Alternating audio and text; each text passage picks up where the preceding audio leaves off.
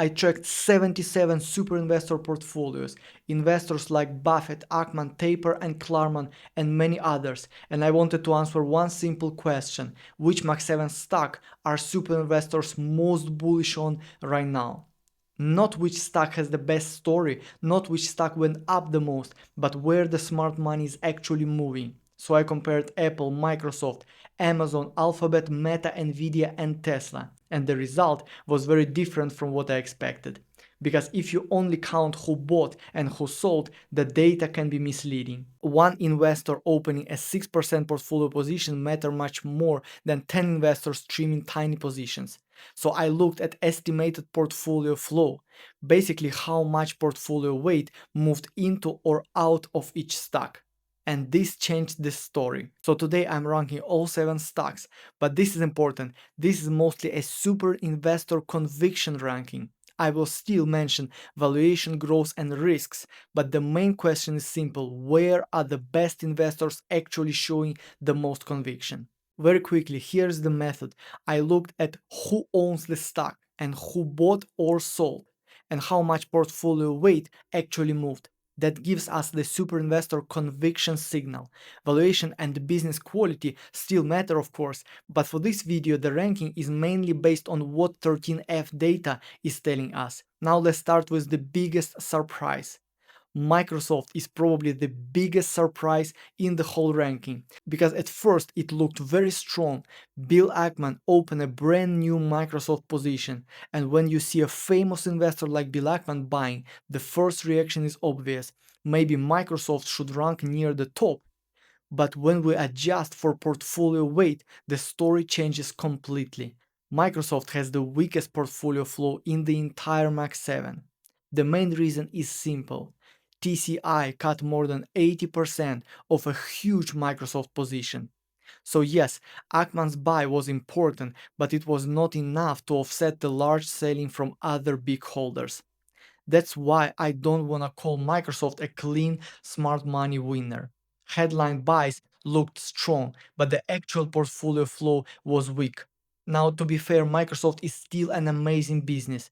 Azure, Office, Copilot, GitHub, LinkedIn, enterprise distribution, and OpenAI exposure. This is one of the highest quality companies in the world. The margins are excellent. Operating margins is around 44.7%. Free cash flow margin is around 25.4%. So this is not a bad company, but again, this video is mostly about super investor bullishness. And based on the portfolio flow, Microsoft has the weakest signal in the group. So where does Microsoft land? For this ranking, Microsoft goes into tier D. Not because the business is bad, the business is incredible, but because the specific 13F data, the smart money signal, was the weakest. Summarizing Microsoft here: great business, Ackman opened a position, but portfolio flow was weakest in Mag7, large holder reductions dominated. Next we have Apple. Apple is still one of the highest quality consumer businesses in the world. The ecosystem is incredible, the brand is strong, free cash flow is massive, and buybacks keep reducing the share count. But from the 13F data, Apple was not a strong signal. Apple still has 22 super investor owners, so it's not an abandoned stock, but the portfolio flow was negative, and the main reason is that some large holders kept trimming. This is important because Apple can still be widely held but not actively accumulated, and that's what I see here. Smart money is not running away from Apple, but they are not aggressively adding either. Valuation also does not help much. Apple trades around 35.9 times earnings above its historical median, and growth is solid but not explosive. So for this kind of super investor ranking, Apple does not deserve to be near the top. So where does Apple land? For me, Apple goes into tier C. Still an elite business, still widely held, but the portfolio flow was negative and the conviction signal was not strong. Summarizing here: elite ecosystem, still widely held, but portfolio flow was negative, big holders kept trimming, growth is solid but not explosive. Next we have Alphabet or Google. Alphabet is interesting because it's still the most owned Mag7 stock in the dataset. So a lot of super investors still own it. Search is strong, YouTube is strong, Google Cloud is scaling and taking market share, AI is improving, and Waymo gives Alphabet long-term optionality. but the 13F activity was not very bullish. Warren Buffett increased his position and Daniel Loeb opened a new one, but 28 funds trimmed. That's a lot. And portfolio flow was negative, around minus 4.5 percentage points. So this is the difference between ownership and conviction. Alphabet is still heavily owned, but this quarter many investors were trimming. Part of the reason may be valuation. Google used to have an AI fear discount. Investors were worried that AI could hurt search, but now the market is more comfortable saying maybe Google is actually an AI winner. So the stock is no longer as hated and the cheap setup is mostly gone. So where does Alphabet land? For me, Alphabet goes into tier C.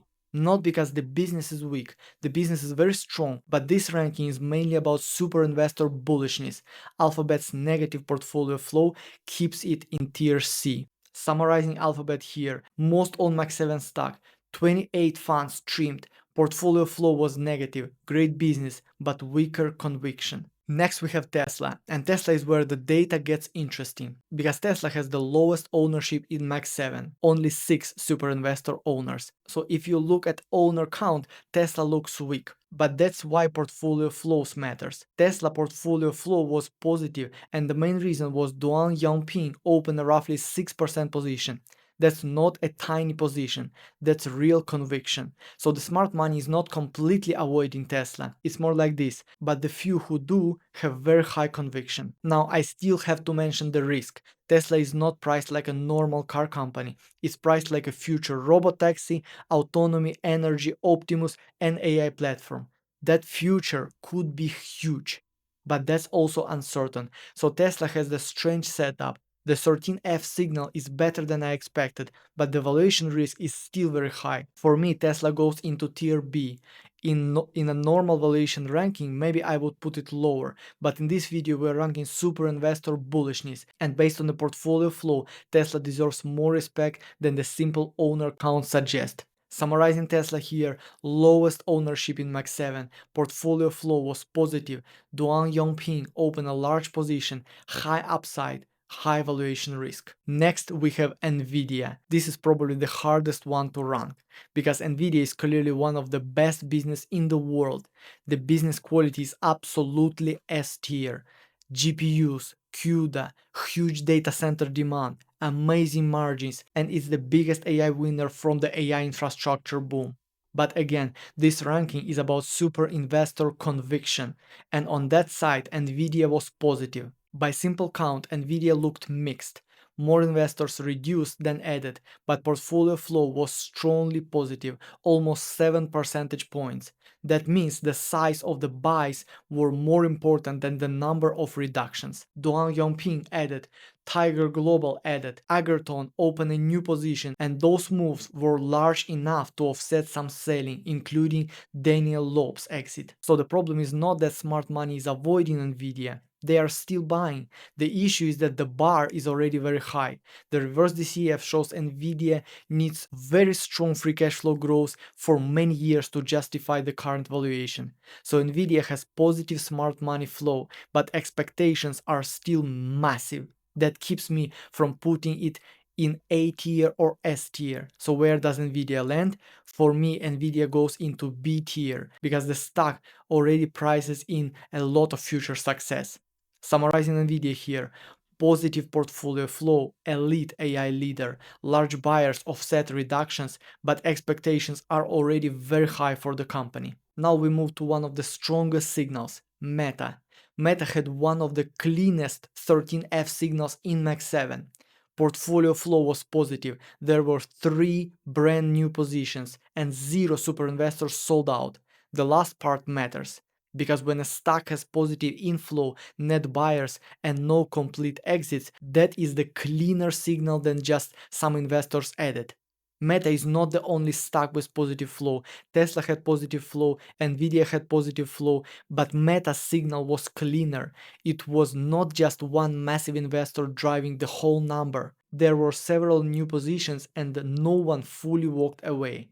That's very strong. And the business case also makes sense. AI is not only a cost for Meta, AI directly improves recommendations that leads more engagement, better targeting, higher advertising ROI, more ad dollars, and more free cash flow. For many companies, AI is mostly a capex problem. For Meta, AI can be both an expense and a revenue driver. For me, Meta goes into tier A. Very strong signal from super investors, very clean setup. And if this were a normal business quality ranking, Meta could easily be in tier S. But for this specific super investor conviction ranking, one company had even stronger inflow pattern. Summarizing Meta here: positive portfolio flow, 3 new positions, 0 super investors sold out. AI directly improves the business. Very clean signal.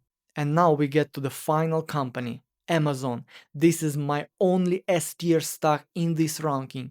And full disclosure, Amazon is my largest position. So yes, I could be biased, but in this case, I think the 13F data actually supports my ranking. Amazon has one of the strongest super investor signals in the whole Mag7. The simple count looked mixed. There were still a lot of reductions, but portfolio flow was strongly positive, and more importantly, Amazon has the highest gross inflow in the Magnificent Seven. That means the investors adding were adding with size. Tepper roughly doubled his position. Klarman added heavily. Ackman added. Wedgwood added. Shawspring added. When several high-quality investors add to large position at the same time, that's a real conviction. And this is exactly where this video is about, not just who owns the stock, but who is actually increasing exposure with size. And the business story supports it. Amazon is not just a revenue growth story anymore.